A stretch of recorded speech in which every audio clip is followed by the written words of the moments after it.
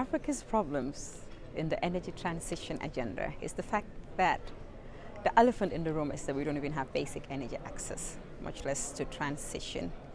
And what I always say is that when you speak of transitioning, you're speaking of phases of metamorphosis.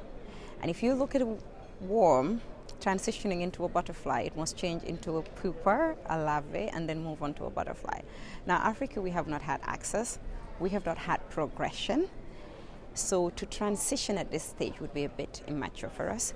I think a more suitable agenda for Africa would be an energy mix, whereby fossil fuels are not entirely out of the equation, but cleaner ways of extraction and a greater focus on gas can be made the agenda as Africa transitions to energy access first before transitioning to completely green and renewable energies.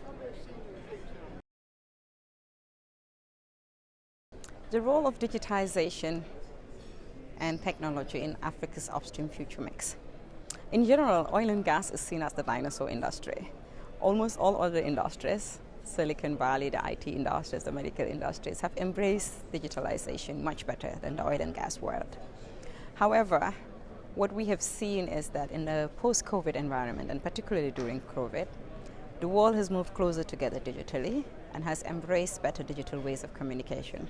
Aside from that, we have got innovators such as BP who have managed to set up the world's first artificially controlled field. We have seen increased usage and deployment of drones to fix pipeline issues in harsh weather environments. So there is a huge future if digitization is embraced. What challenges we would face in the oil and gas industry is how to streamline all these processes from the basically clunky software we've got to sort of make it one streamlined platform. However, there is definitely a huge role for digitization and technology in Africa's upstream fields.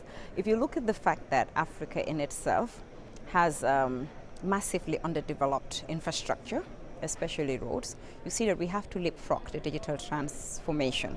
We cannot aim to perhaps deploy the same level of pipeline development or infrastructural development as our counterparts in the Middle East and the West.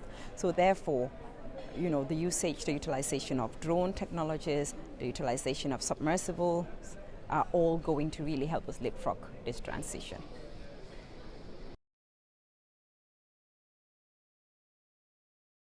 How do we create a gender balance in oil and gas? I'd actually like to say, how do we accelerate the gender balance?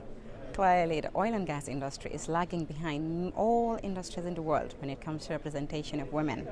There has been extremely little increase in women participation and equity in oil and gas, specifically upstream. Research shows that there's probably about 17% women participation in oil and gas sectors, and when you come to the technical roles, it's about 8%. If you go into leadership, C-suite, and decision-making roles, it drops to even below 5%. So how do we accelerate this? I say there must be a three-pronged approach. Of course, it must start at policy level, with government setting policy targets that must be met. And then at organizational level, women deal with all sorts of bias when it comes to entry bias. After entering, we have what we call the mid-career attrition, when it comes to technical roles where you find it difficult to have a work-life family balance. And then even at the middle age level, women still find themselves increasingly marginalized.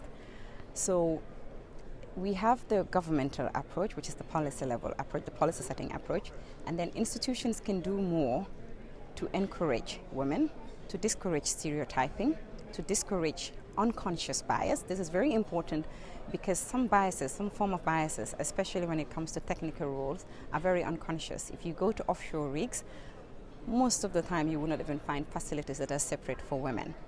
The kind of jokes men make around women may make them feel extremely uncomfortable. But then the most important part of it all, if I say three-pronged approach, is the agency, which is infusing a sense of confidence and esteem in young girls from an early age to show them that they can go for the STEM fields and that they can be as good engineers as men. So I feel if we follow these three approaches simultaneously, we may be able to accelerate the gender balance.